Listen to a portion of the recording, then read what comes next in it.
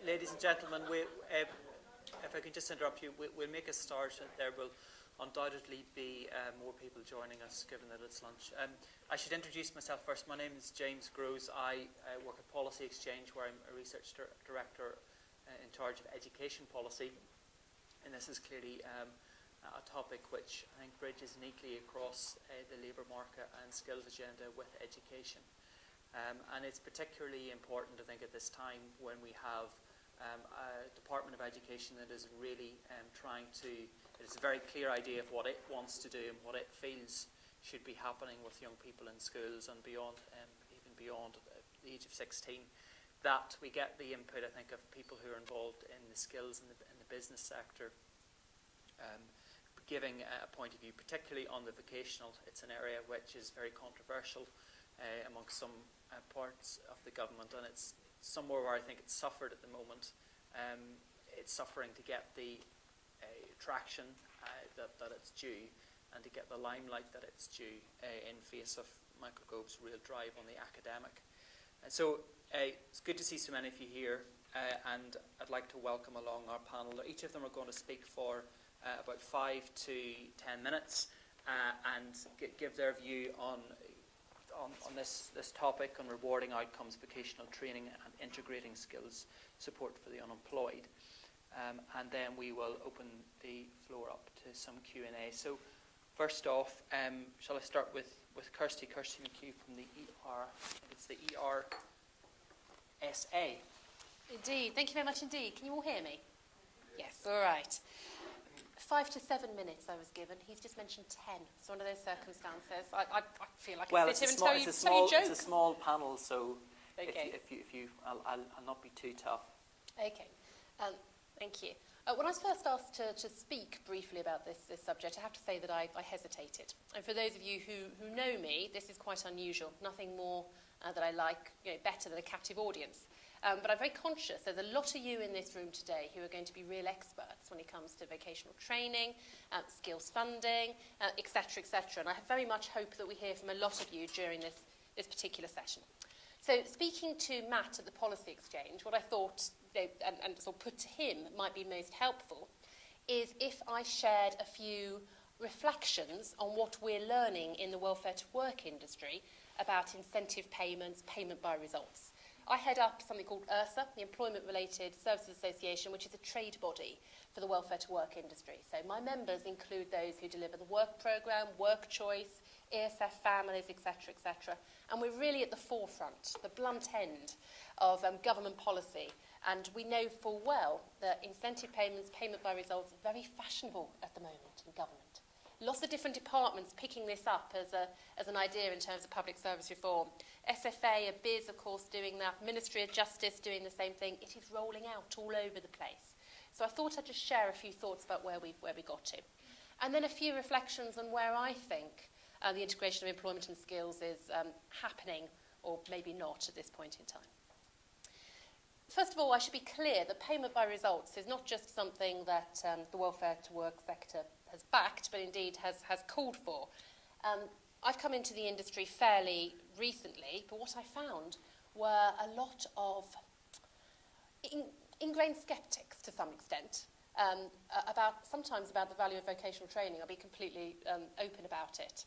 With some concern that there were colleges and some training providers, etc., who were getting paid for bums on seats, and that wasn't necessarily linked to the local labour market or to jobs. I see some nods around the room, I see some scowls at me as well, because I do understand that's a controversial point. And therefore, the whole idea of public service reform and linking payments to outcomes was something that we're very much in favour for. And actually, so far, there's quite a lot of good things which have happened in that space. First of all, it's worth saying that there has been no shortage of organisations wanting to act as prime contractors. And indeed, there has been no shortage of organisations wanting to act as subcontractors in this world as well, including a huge number of voluntary sector organisations. And what we haven't seen, despite some of the media reports which might indicate the contrary, is a lot of organisations dropping out of the work programme or other welfare to work programmes. That really isn't happening at this point in time. And I've seen some performance data, and there are some I hesitate to say promising, but yes, there are some promising sorts of performance indications out there. At the same time, of course, the state of the economy is a big issue and something we need to keep a very close eye on. But there's also a whole range of challenges around incentive payments, outcome payments, payment by results. And any other sector, including the vocational training sector, needs to be very much aware of them and look to see what's happening in relation to welfare to work and learn those lessons. And a lot of those lessons actually are for the commissioners. And the commissioners need to be very clear about what they're rewarding and the balance of reward per type of customer or outcome. Now, I'm very clear that linking all payments to sustainable employment probably isn't the way to go. And we were very pleased that the government recognised, both in terms of the ESF Families contract, which is now running, and with the YPLA EFA commissioned contract for 16 and 17-year-olds, which is currently people are putting their bids together, they have recognised that interim outcomes are really important. And actually, we know for 16 and 17-year-olds, getting them into any old job isn't necessarily a good thing. Much better to keep them in education or training and get them onto a firmer platform for a life sustainable employment thereafter. So I'm very much not in the camp that it should just be about sustainable employment. However, we don't want to waste public money on things which aren't linked to labour markets. And one of the big issues for me here is around information and careers guidance. And something I think at the moment in this country, I know we've only just got the National Careers Service launched, but I'm worried about this area. I'm worried about the quality of the careers guidance and local labour market information, etc. And we do need to link very, very closely programme delivery to what's going on in those particular areas. Secondly, commissioners need to think through the type of organisation they want to participate and the implications of outcome-based payments on them. A payment by results is challenging for any organisation, whether it's Ingeus, one of the big ones, or indeed smaller ones. But we know it's particularly challenging for small organisations, and particularly challenging indeed for voluntary sector organisations who may have trustees, who will have trustees, who will be looking at the impact in terms of their charitable status and use of charitable monies, etc. Now, we might find, of course, that payment by results is fine for colleges, but for some of the small training providers, there will be implications there. Where I think payment by results can work particularly well is where there's an environment where organisations have been layered. People have their DWP, their SFA, their local government contracts, a whole range of them. But what we've found is that in a lot of cases, people take on one contract thinking, well, we've got the others, and so we can spread the risk. Then some of the others get withdrawn, which puts that first one at risk. So, thinking through the implications of that is something, again, both commissioners and those taking on these contracts need to do. Fourth point to bear in mind is that the financial models in payment by results do tend to be very financially sensitive. And we've had severe problems in the welfare to work world with the customer groups and the different model numbers of customers coming through for different customer groups being very different to that which was predicted. Now, when you're talking about cash flowing a contract up front, that can have severe implications. And the fifth reflection as an observation I wanted to share with you is that we are beginning to find questions about who gets paid for what at local level, particularly at a time where we have sort of austerity. And to give you an example of this, we have a situation at the moment with welfare to work where ex-offenders are referred from prison day one of their release. Now, the amount of money on the table available to work with those ex-offenders is actually just linked to their benefit type, usually job seekers allowance. There's not actually a large amount of cash. But we know they might need drug rehabilitation, loss of financial inclusion work, support for housing, etc., etc., much of which would have traditionally been picked up by local organisations, many of whom could be funded by the local authority. They're losing a lot of that funding because the local authority is under the cosh, and we're getting a situation where those small specialist organisations are saying, well, you work programme provider over there, you're getting paid for getting that individual into work, but we're doing a lot of the work to get them to the stage where they can enter a job. Therefore, you should be paying us. And there isn't the money to be able to do that. And I could see in a vocational training setting, where it's an outcome-based environment, that sort of issue may raise its head again. So again, we need to be very aware of that. Finally, to what extent do I think the integration of employment and skills is happening at local level? Well, you look at the supply chains as something about like the work programme, which is obviously the biggest game in time, and there are quite a lot of colleges and training providers in those supply chains. Obviously, what we don't know at the moment is the extent to which those organisations are performing, and we are going to have a situation over the course of the next few months where the prime contractors are going to be moving business round between subcontractors within their supply chain. And so we could find some of those colleges and training providers, if they're not getting the outcomes they need, get the business moved away from them. And that could be quite controversial and difficult. I think that the welfare to work industry is using local labour market information very effectively in lots of areas. However, where again I think we're weak is around the connection to the sector skills councils, and that really hasn't been done very well. It's part about the speed of commissioning, but again I think things are getting better there. Where we're not getting the join up, of course, is in terms of commissioning, and we have a whole host of different government frameworks out there. The DWP has one, the SFA has one, the Ministry of Justice has one. Again and again and again, and that's layering policy, layering contracts in a way which is not very joined up, isn't very efficient, is probably costing money. We've got John Hayes this morning, and you'll have Chris Grayling this afternoon. They both know this, but they don't. But neither seem to be able to crack the join up of commissioning that needs to take place. The final observation is from an employer perspective, and I worked for various employer bodies prior to leading ERSA.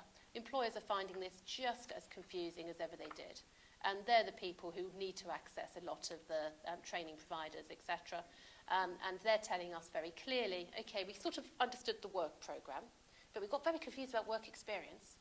And now we've got the youth contract. Is that something which is integrated into the work programme or something different? And how does that fit with the apprenticeships or monies, etc., etc.? And so we've got a very confused picture out there from an employer perspective. Again, I think government appreciates that, but because we've got different departments doing different things, we're not moving towards that one joined up picture. Hope that's helpful in terms of a few reflections about where we've got to, some of the bear traps which are out there, and how the integration may or may not be working at this point in time. I don't know how long I took. Hope it wasn't too much. No, not at all. Thank you, Kirsty. Perhaps at that point I'll come across to Kim and to give the the Skills Funding Agency perspective on some of those points. Okay, I'd recognise much of that, Kirsty, although I disagree with other bits, so I'll pick that up. Perhaps I'll set the context first.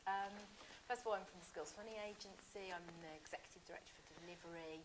I look after the funding from the Skills Funding Agency. I was looking at some statistics yesterday, actually, in preparation for today. And in 10-11, there were about 4 million adults accessing some form of government-funded skills training. Very large number, isn't that? From a very large pot of money. There's been an absolute step change, of course, in the way we put that funding out and what we buy or how we expect to buy skills with that money. This is where I take a slight exception with the word commissioning, because I don't think we do commission anymore. We've moved from a centralised planning regime that was very centralised, top-down, setting targets right down to individual learner level, how many level 2s at provider level, how many full level 3s and so on. We've moved completely away from that to a scenario of freedoms and flexibilities at provider level.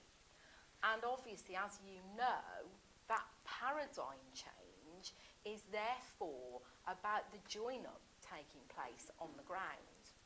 That the join-up is not about great big architecture. It's not about great big intermediaries and agencies driving that join-up. It's about demand from learners, demand from employers, and local need. So that's the sort of paradigm shift. In addition to that, one of the challenges that we face in moving to any sort of outcome model and I'll come on to lots of other challenges in a moment, is we need to do it in a scenario of reduced bureaucracy. So we want something very streamlined and simple. We want no great big architecture. We need measurables if we're going to fund outcomes, but we don't want a highly bureaucratised system. So there's real challenges in that. We've got a strategy at BIS, that then comes down to the agency in terms of funding, that is progressive in terms of its entitlement.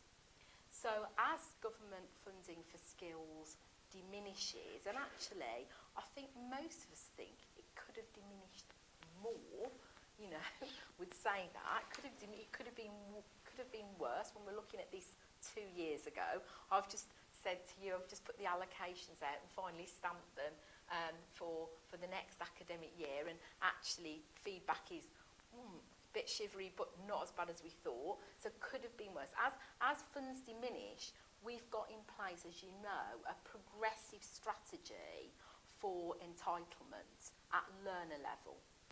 So that means, of course, that government priority will be narrowed down in terms of who can get government funded skills training. And so we're moving into those groups of unemployed people, low-level skilled people, low levels of literacy and numeracy, and then the other big flagship in the workplace is the apprenticeship programme. And a much smaller programme for small and medium-sized enterprises, what's left of what people will recognise as old train to gain activity, really. I'm not supposed to say that, so that's not been recorded. Okay? So we've got a progressive entitlement. So the progressive entitlement with the localism debate and with the freedoms and flexibilities over the movement of money is what the new world is made up of. And is it working? I think it is in part. Again, I'll echo Kirsty then. I think it is in part.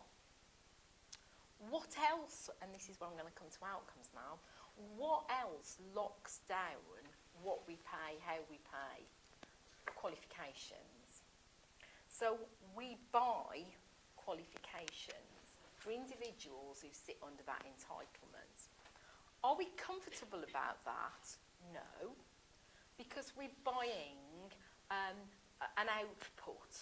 It's not an outcome, it's an output. But before we suddenly leap and say, let's throw all that out and let's move completely to the other side, which I think would be completely the wrong thing to do, why do we buy qualifications? I think it's worth just focusing on that. We're talking about vocation. Why do we buy qualifications?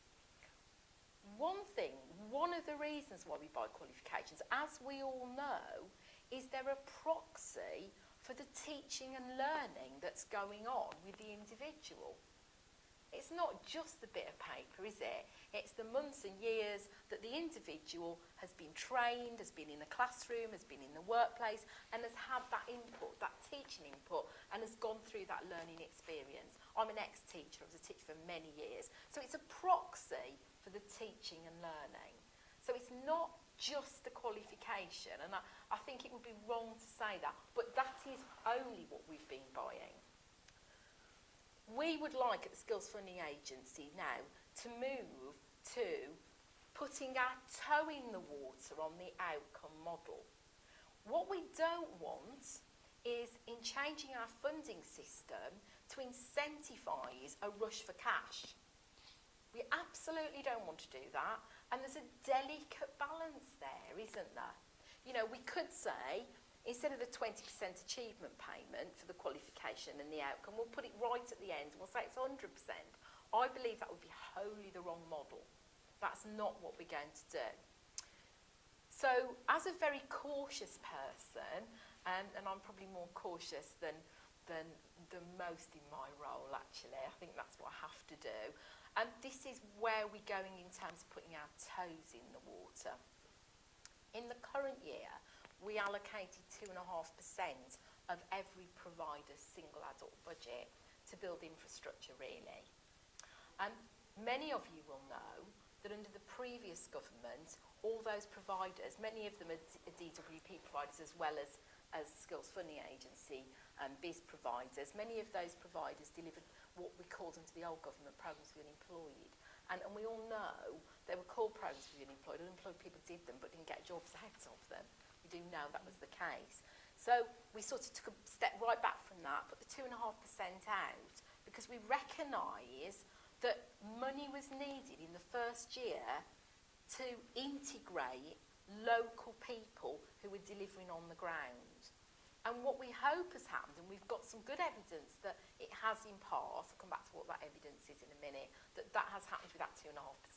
Sorry, have I got to stop now? No. Okay, so first of all, the evidence is that Job Centre Plus, DWP, in fact, now, have done 2 local audits, and where we can see there are gaps in some areas, but overall there has been a movement from October to the last audit, which was February. Secondly, Ofsted have done some employability thematic inspections and are bringing out best practice. And none of you will be surprised to know that the key outcome of the Ofsted thematic is that where vocational training is tailored to the job market, that gets you the best outcome. Well, I think we all knew that really, but never mind. That has come out of the Ofsted thematic. So we've put that 2.5% in. The note that I'm just signing off at the moment, which will go out next week probably, describes the fact that from the 1st of August on contracts, there will be an incentive for a job. And that will be part of the rate that you get for the qualification. So what it will mean is it removes the disincentive for someone who might get a job before they finish the qualification. And I think that's been very important because people have always said we get people jobs, but that's considered to be a failure because they haven't finished the qualification. So the model that we're putting in place that locks that into the funding system as our toe in the water for 11-12 will remove that disincentive and hopefully therefore de facto will incentivise progression into jobs. And we'll monitor and evaluate that very carefully and we'll see whether that 10% is enough. Is it too much? Is it creating a problem in people preferring to get people into job? And in the end, we know that the research says that a full fat qualification gives people long-term sustainable job prospects in higher level jobs and adds to economic growth and individual skills and individual progression. So we can't lose that. So I'm going to stop there. Thank you. Sorry if I've overrun. No, thank you very much. James, we'll come to you at this point. Good afternoon. So I'm from Ingeus, which is, as my colleague Chris explained this morning, the largest work programme provider, and we've currently got about 160,000 clients come through our doors since June. I really want to focus on 3 things. One is just to say a little bit about our clients. Secondly, a bit of a vision for integrating skills and welfare provision. And thirdly, some considerations around outcome-based contracting. So our clients are individuals, they're not statistics, and some have very strong skills and some are very weak. Some need little support to find work, some need a great deal. It's important to say from the outset that motivation, commitment, peer support are as big a success driver than any formal qualification. That's really, really comes across from anyone who's worked as a frontline welfare to work advisor. Fundamentally important. However, skills are crucially important and we don't underestimate that.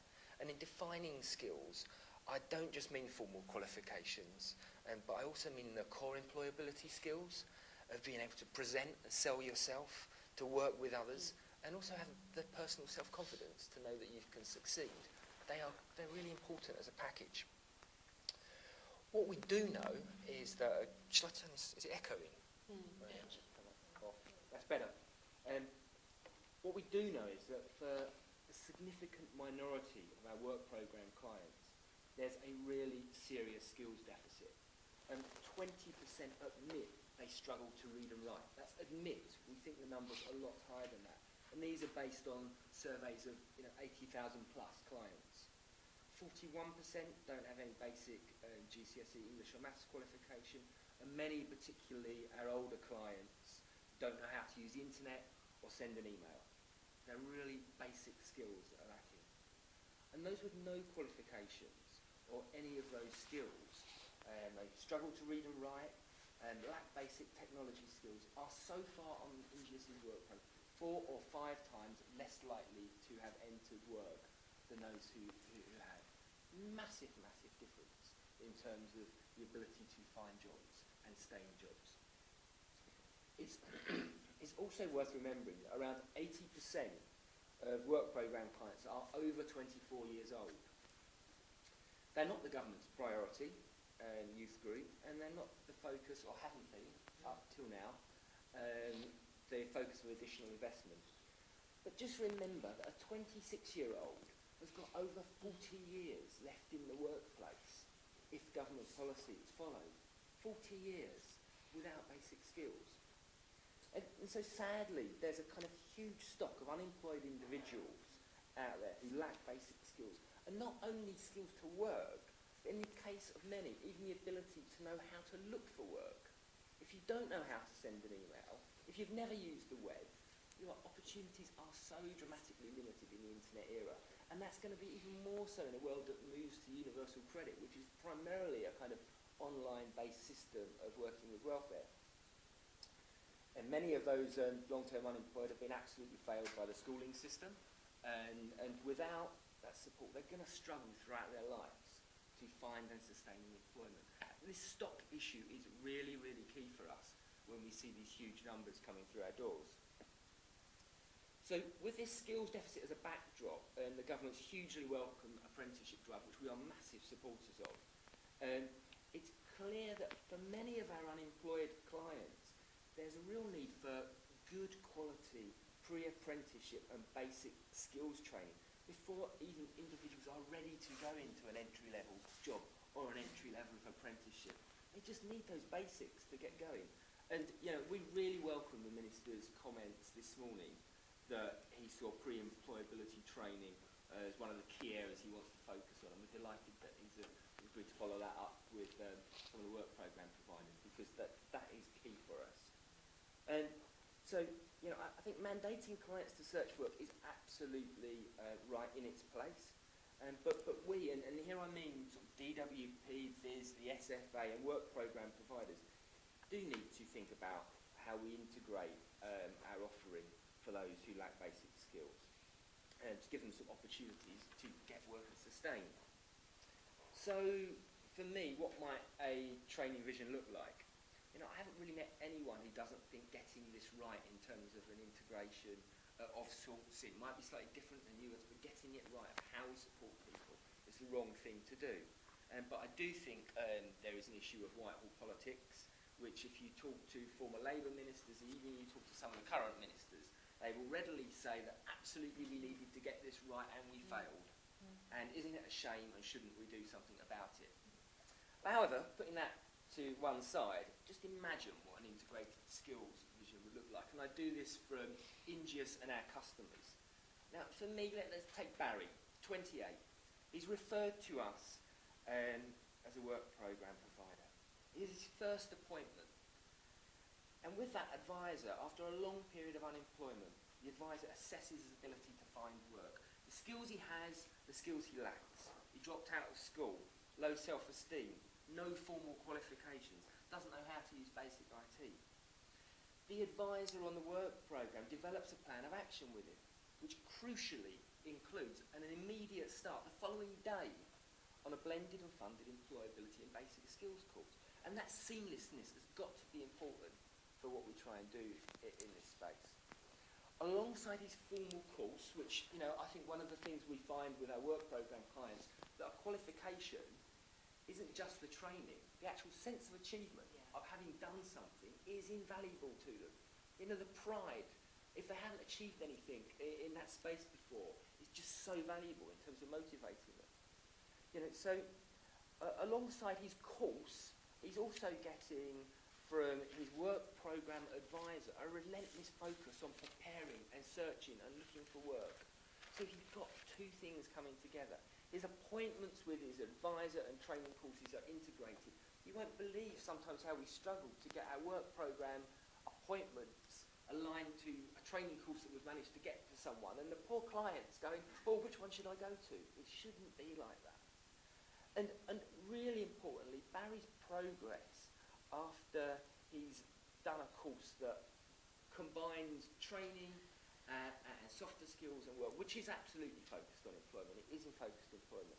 His progress is tracked and provides the basis for assessing rigorously both what the course has provided, but also what the advisor has provided in terms of what it's achieved.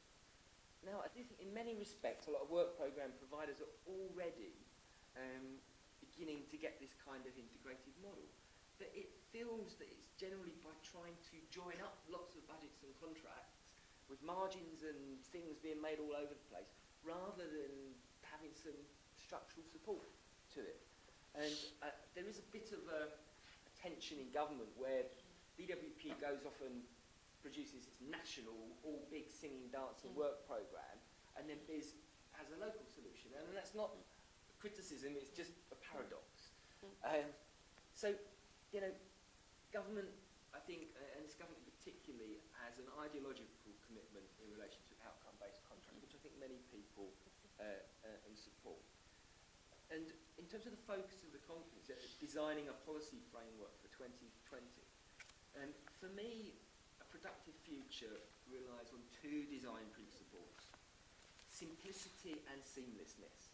Simplicity in relation to contracting and outcome measures. And I think there's lots of ways you can define an outcome, but it should be easily measurable. Seamlessness that enables individuals to be given an integrated package of support. And on simplicity, in a spending climate of scarce resource, shouldn't skill spending, and I specifically talk about the long-term unemployed here, I fully accept the point that qualifications, and particularly for younger people, the learning experience is really immensely valuable in its own right. But for long-term unemployed people, particularly long-term older people, I do think that we need to fundamentally link and measure whether or not it helps people find, sustain or progress in employment, and to do that rigorously. So we really know what bang we're getting for our buck. On seamlessness, wouldn't it make sense for government departments to try and overcome these kind of fundamentally different approaches, which sadly are kind of big structural stuff? No one wants bureaucracy, but we do need to integrate spending for the long-term unemployed and begin to, I do think in some ways, jointly think about procured packages of support that combines the very best of welfare to work and the very best of basic skills training. Now, a productive future means getting everyone the potential to work and having a shared focus of support for those who need it. I think, you know, you sit in a building like Microsoft, or, you know, I saw some people with an Apple iPad, you know, the kind of the products they deliver to their customers are all about simple, seamless, add tremendous value. And I really think we need to adopt that when we think about support for the long-term unemployed and the packages we deliver, because it's just too complex with too many different directions, and we need to get them joined up a little bit better. Thank you. Thank you, James. Thank you, and thank you to Ken and to Kirsty as well. Just before we open it up to the floor, so a huge amount of territory and ground covered in that there, but one thing that was touched on but not spoken on in great detail was apprenticeships, and I'm in agreement with you on the panel in terms of the emphasis that this government has put on them. But I'm a bit concerned that apprenticeships are being used by the government in a rather loose sense. So we have basically it's held onto by politicians when you put the vocational question to them. They say, oh, but we're creating lots and lots, thousands more new apprenticeships, isn't it a great thing? What do you think has to happen for these apprenticeships to actually work properly and for us to protect the apprenticeship brand so that it just doesn't become watered down? Okay.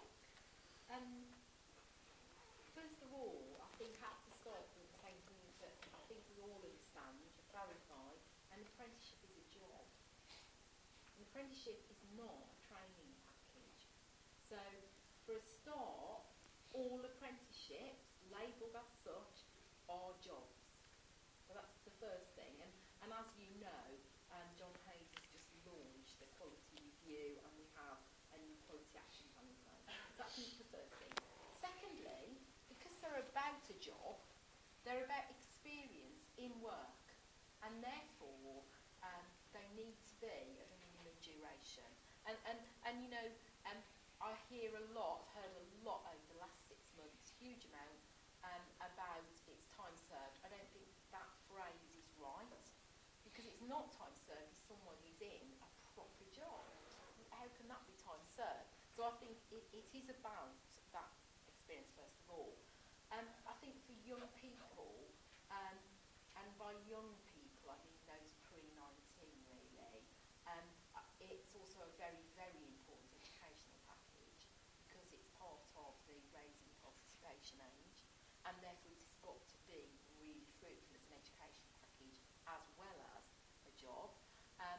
For example, if a young person of 17 or 18 goes into an apprenticeship and has therefore covered their level 3 entitlement, and they come out without a job, they've got nowhere to go then for further funding at that level, if they're not in the sector. So anyway, that's a detail, but so I think there's some quality standards to address, there's some duration to address.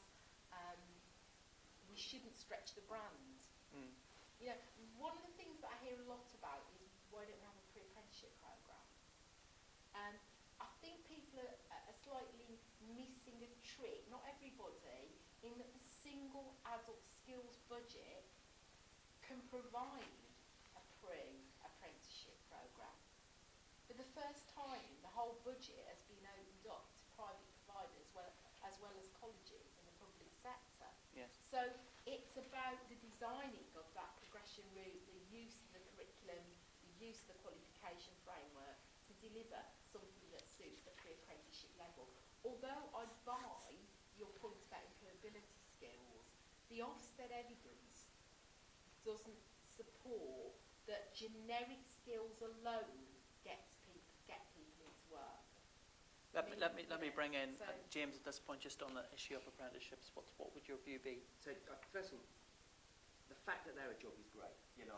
And I do think the government and the SFA actually have come in and they've done a bit of a super tanker effort in terms of kind of pushing the apprenticeship forward. And you do a change as big as that, you're bound to get a few things wrong, and you're going to need to address some quality issues. And I thought the Minister and the SFA have recognised that and are doing things to get that right. So we really want to kind of push the apprenticeship take-up with the hundreds of employers that we work with on a day-to-day basis. And, you know, having seen, 17, 18-year-olds do that and go through it, you know, so the apprenticeship stuff, in terms of things, we are absolutely fully behind. I think where I think maybe there's a sort of area that we need to work through is we have clients that come through our door that if we put them in front of an employer, they are just not ready. They don't have the social or technical skills to be in the workplace. I mean, turning up on time, and I mean, kind of what I call employability skills. They also don't have basic skills of, IT and things, but, and I think that what we're struggling is that there's, great resource and change to apprenticeship. We don't want those people to be left behind and forgotten about. We do think that somehow the school system's failed them, and I know that's trying to be addressed for the flow, but for the stock, which are hundreds and hundreds of thousands of people, what do we do? And with Ofsted, I think we've got two different cultures here. We've got Ofsted, which is assessing the quality of a qualification. On the other hand, you've got a completely outcome-based industry that is only measuring outcomes. Just as I don't think there's necessarily, by the nature of black box, kind of there's different approaches to quality, and kind of there's a little sure Chris Gray will say, let's let some fail, let some survive, and you can't really do that with a quality qualification. I don't think Ofsted has the information or data to track longevity of employment. And what we need to do is get, I think, a kind of mixture where sound pre-employability, maybe is a better term than pre-job training courses that could be absolutely built from QCF elements, combine hand in hand with in-work support so that those people are able to be credible in front of the employer, either in getting a job in its own right or entering that apprenticeship ladder. And I just think that's something is only going to happen with the likes of work programme providers and the SFA and others working together. Kirsty, do you have any? Violent agreement, really. I'd written down, quality standards to begin with, the whole sort of pre-apprenticeship area where we all know this is a focus, and I'm very glad also that John Hayes picked that up this morning. But there's a third point for me, which is around scale of response. And the government trots out, sort of X number of apprenticeships. We've now got the youth contract, etc., etc. The YPLA or EFA commissioned element for 16 and 17-year-olds.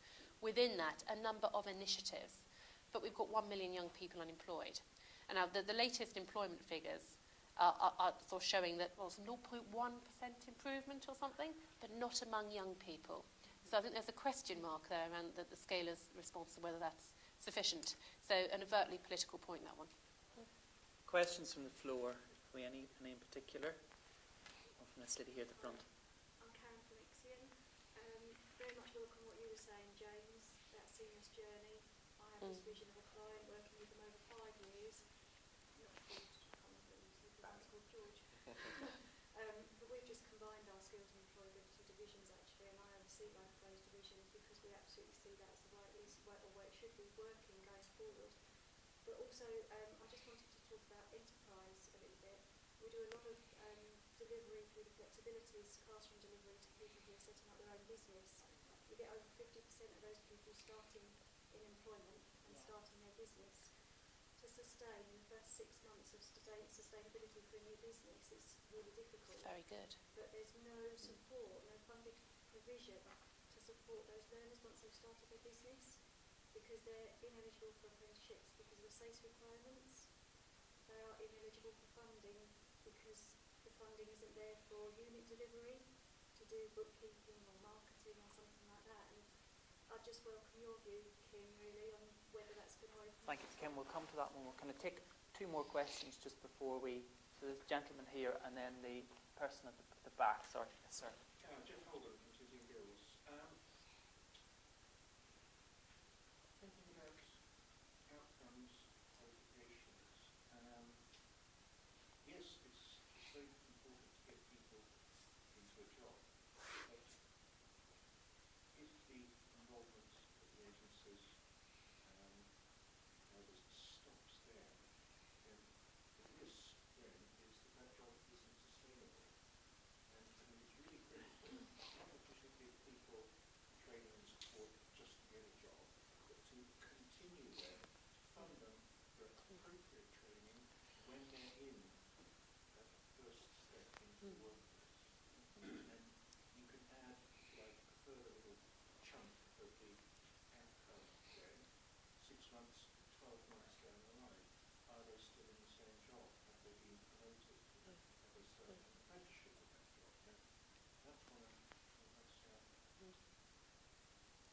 That's that's going to make a long-term sustainable difference rather than simply managing to get some people off the client list of EWP for a couple of months and then they're back in. Thank you. Gentleman at the back who had his hand up, I think yesterday, sir. From Lucy, we're well, for a subcontractor, energy generation, and we're interested in looking at supporting young people to have apprentices around. So the shortage areas of IT. We've come across 2 problems.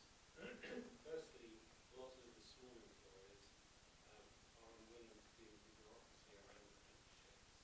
And secondly, a lot of the client group that we would be dealing with don't have the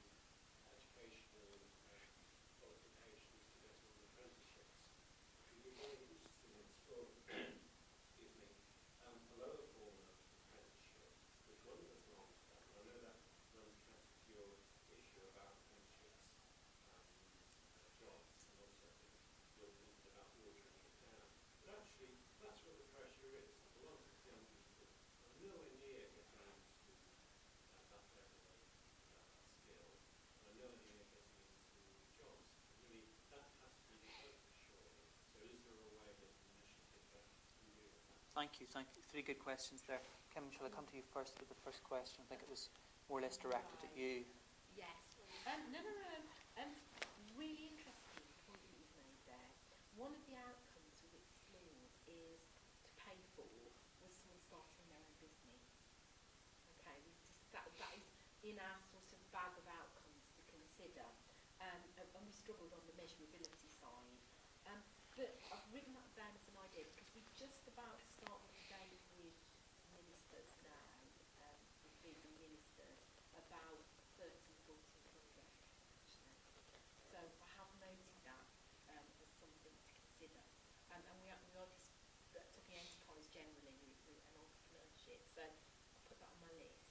That's an answer to that. It isn't an answer, but it's a thank you for the suggestion.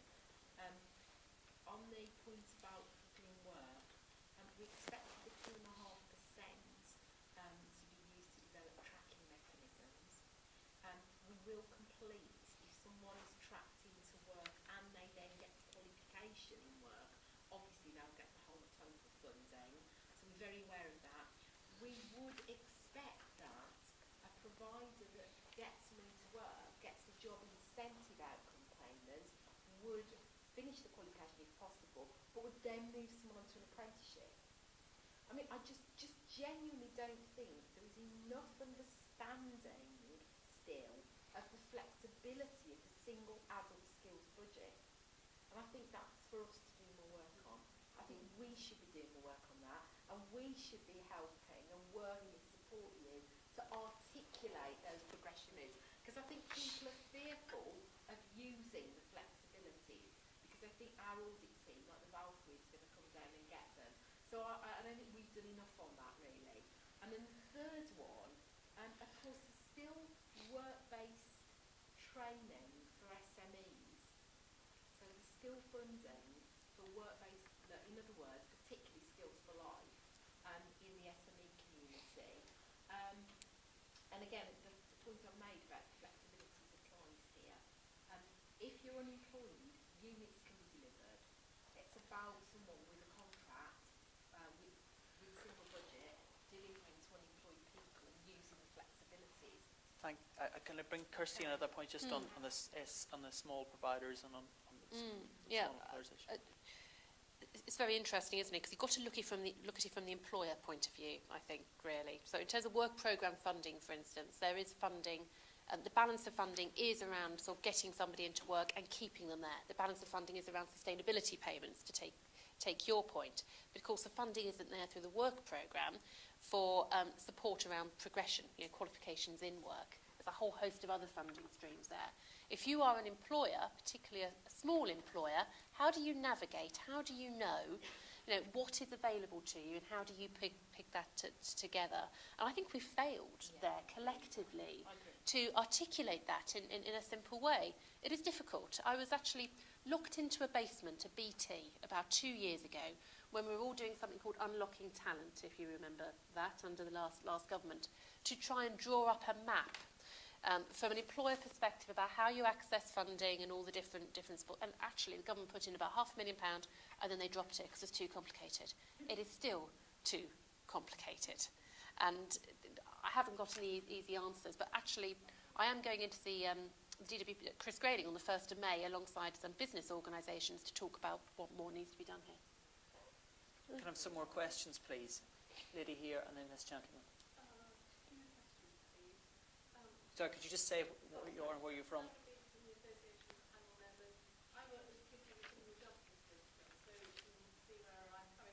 Yeah.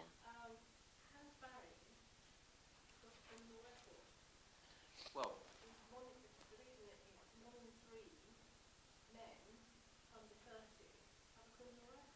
so just in the next coming months, anyone who's got a criminal record and is unemployed will be automatically enrolled in the work programme. And to me, anyone with a criminal record should be absolutely.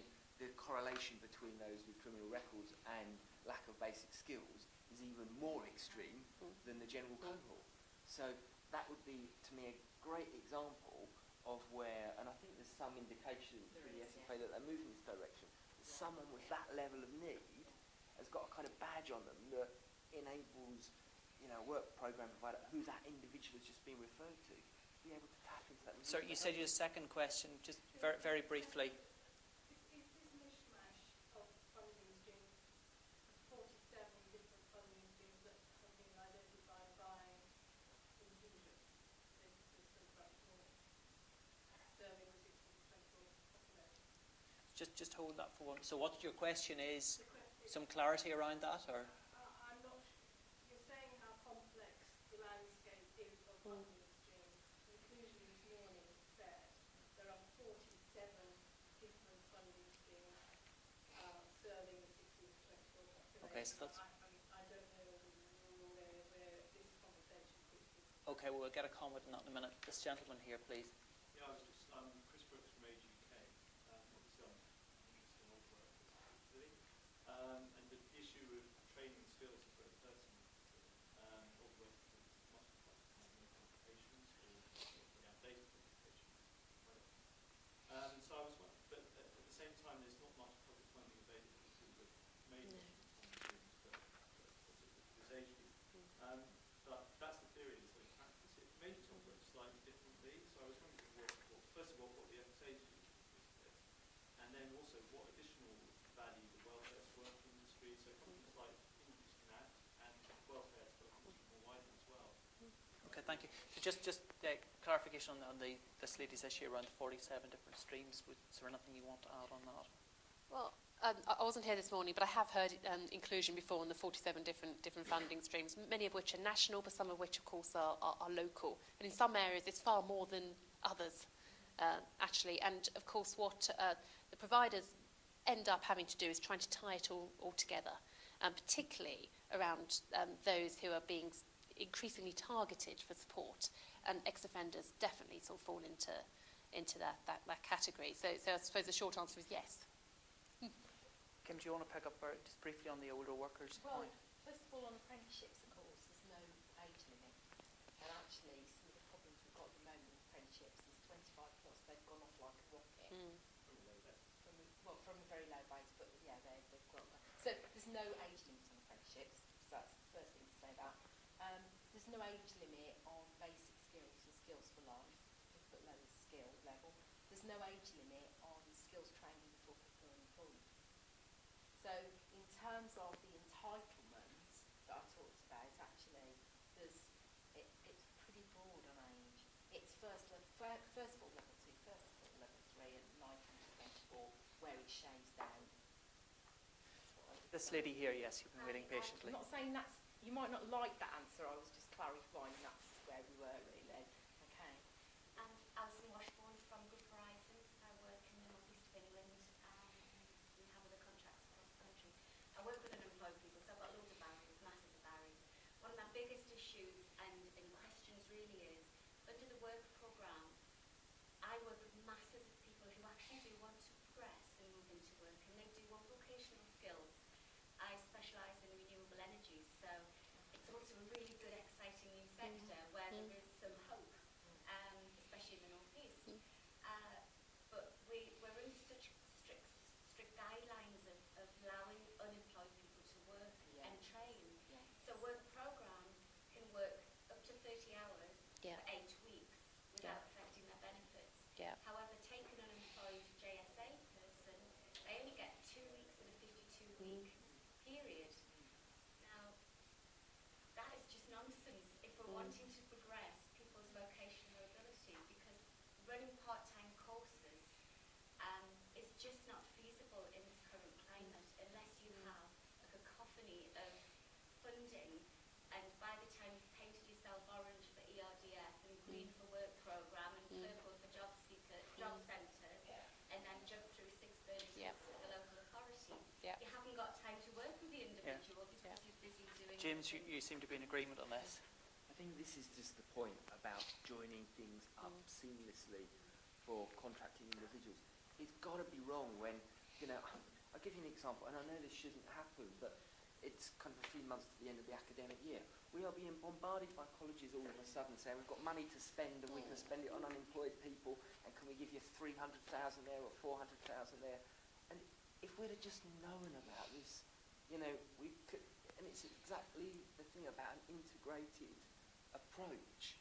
And it is, I think, the work programme has, I think there's a real understanding here. We are sustainment. We are responsible for looking after our clients for 2 years. I mean, that sustainment is crucial to us, and outcome and sustainment. And we do need to learn new things about what works for our clients. One of the things which is, I think, quite controversial, but we wanted to call our sustainment service the Careers Academy. We then tested that with 100 clients, and the majority said, and bear in mind these are quite often, a middle-aged woman who's gone into a retail job who wants only to do a few hours a week. I don't want a career, I just want a job where I can earn some money.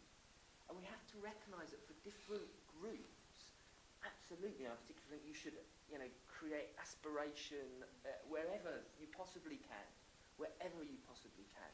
But there also is a group of sometimes who just want an income and their focus is their family. And that's not me making that up, that's what we heard from our clients. Yes. And I think getting that balance, this culture of, there's absolutely right culture, quality training that inspires, motivates, and is often built from people who are in teaching, whose job is to inspire and motivate. I'll be honest, sometimes our clients who are, let's say late 50s, who have still got years to work because they need to, they're not thinking about, they just want an income. And we need to get the two cultures to come together in a way that works for both. But to offer, sorry to come back on that, but under JSA rulings, sustainable energy is one of the biggest, hopefully one of the biggest new hits on the block.